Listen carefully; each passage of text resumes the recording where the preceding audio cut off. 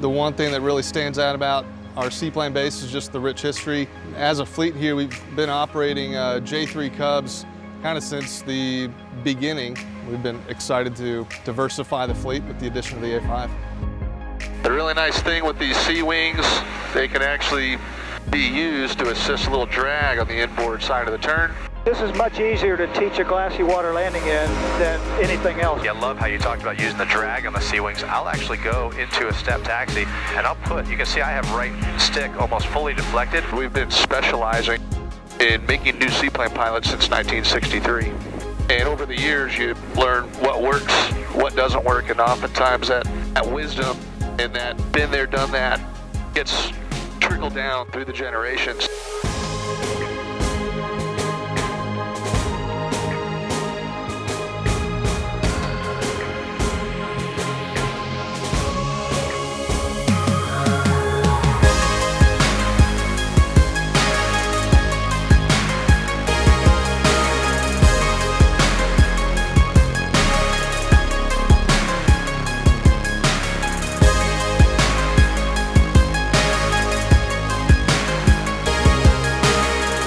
As an Icon flight training partner, we have 3 IAFIs on staff here. We're also able to offer factory training to new Icon owners and to the general public just looking to add a seaplane rating at the sport, the private, and the commercial level. Leading up to my first flight in the A5, I had flown various types of not only float planes, but also monohull seaplanes. To be honest, before I first flew the Icon, I was a little bit of a skeptic. Just because you know what you know. Oftentimes, going from a float plane to a monohull, you can run into some negative transfers, such as landing 2 nose high. They may have a tendency to porpoise more than a float plane would. What I really have grown to fall in love with the Icon is the sea wings. You get that same stability without the, weighing on your mind of, hey, am I dragging this sponson at too great an airspeed? So I love the flexibility that you get with the sea wing, and you can actually assist a step turn if you need to.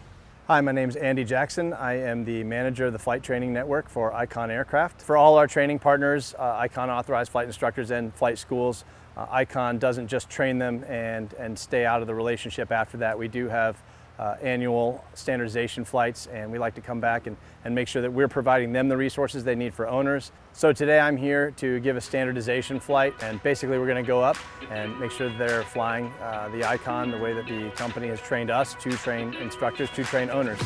So we're going to go up and have some fun, and we're going to go do some of the maneuvers that are specific and unique to the Icon.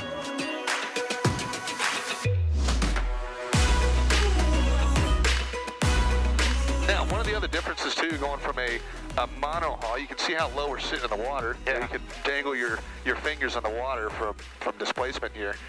Whereas a float plane, you're going to be way up there. You'd make a splash if you fell out, right?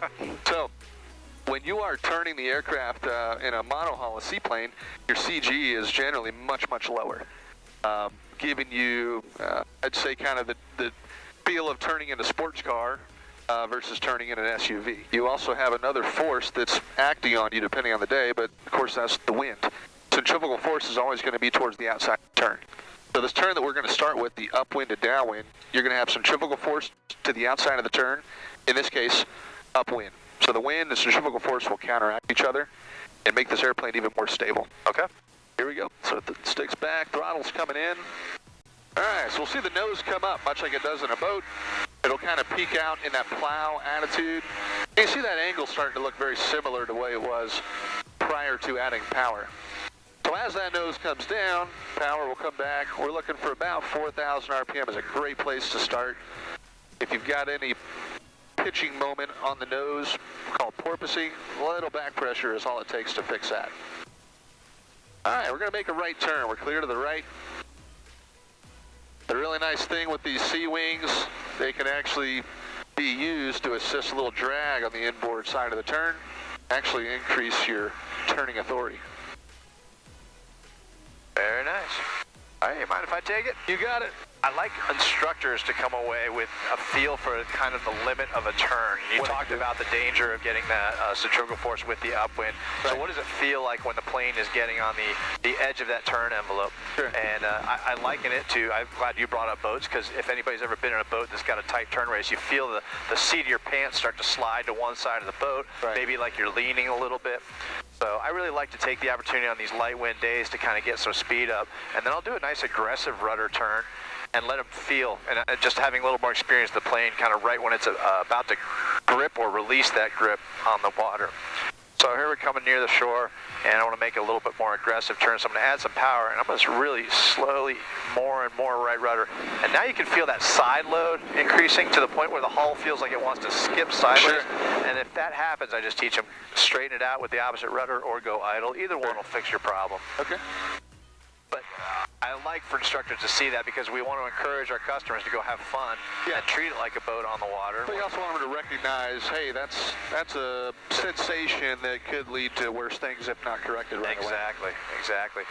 And then for owners, kind of just to demonstrate the safety, I love how you talked about using the drag on the sea wings. I'll actually go into a step taxi, and I'll put, you can see I have right stick almost fully deflected, and we're not dipping a wingtip. The sea wings are so buoyant, they're really going to keep the thing stable, even if you accidentally cross control it in the wrong direction. As far as the not having sponsons to worry about, honestly, when I'm doing step taxi in another monohull that has sponsons, that is, I'm probably fixating more on the sponsons than I should be, and not just having fun doing what I'm doing. So I think that this design of the Sea Wing really helps you experience step taxi the way it should be. Yeah, absolutely.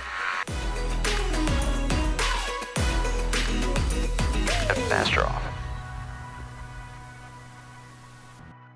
My name is Ken Allen. I'm a Icon authorized flight instructor here at Jack Brown's. Been flying for about 35 years.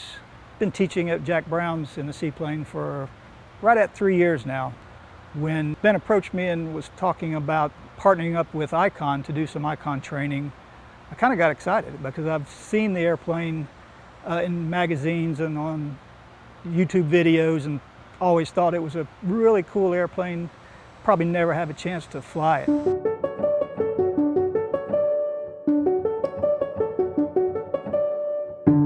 All right, so we're just going to come over this little peninsula right here. We're not going to go to the point. We're going to bring it back a little bit. And here again, we're going to land on water, so our gear is going to be up. And what we're teaching is like when you beam your LVR.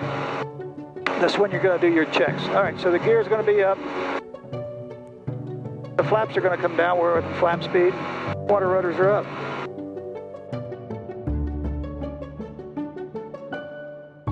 So we want to make sure our pitch is set prior to the LVR. Come right on down. I'll pull it up to yellow line, and then I'm going to add about 3,800. Just hold that yellow line, pitch, power, and patience.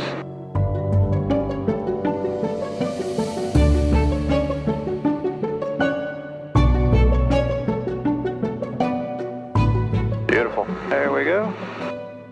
This is much easier to teach a glassy water landing in than anything else because on the Cub, it's a sight picture. And they get that sight picture wrong all the time. Yeah. But here, it's so simple, like just put it right there. Put it on the yellow. Put it on the yellow and line leave it there. and just get your power up, you know, and just be patient.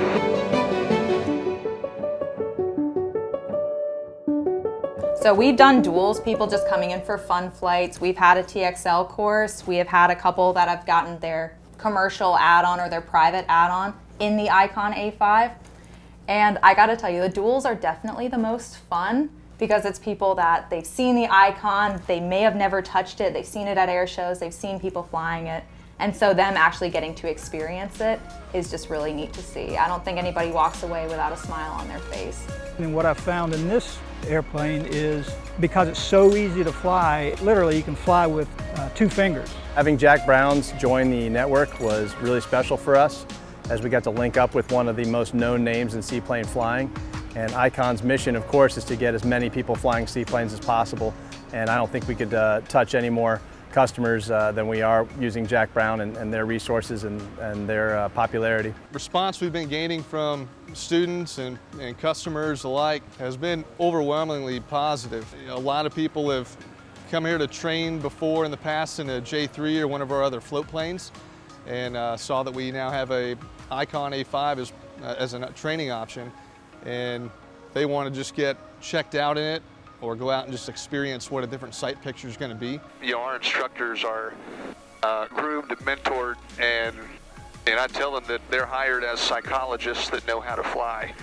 So we really get to the root of the issue, and that's what surprises most people in a quick course, and just in a little amount of time they can gain a lot of wisdom and a lot of insight that's going to lay a tremendous foundation for any seaplane or float plane flying that they do after that.